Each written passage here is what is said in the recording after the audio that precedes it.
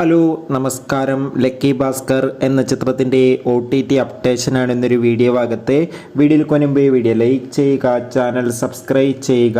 November മാസം ധാരാളം ചിത്രങ്ങൾ OTT റിലീസ് ചെയ്യുന്നുണ്ട്. നമ്മുടെ ചാനൽ ഭാഗം പരിശോധിച്ചാൽ നിങ്ങൾക്ക് കാണാൻ വേണ്ടി സാധിക്കുന്നതായിരിക്കും. ദുൽഖർ സൽമാൻ, മീനാക്ഷി ചൗധരി എന്നൊക്കെ പ്രധാന കഥാപാത്രങ്ങളായ എത്തിയ ചിത്രമായിരുന്നു ലക്കി ഭാസ്കർ. ചിത്രത്തിന് ഒരു മികച്ച അഭിപ്രായം തന്നെയാണ് ഇപ്പോഴും പുറത്തുകൊണ്ടിരിക്കുന്നത്.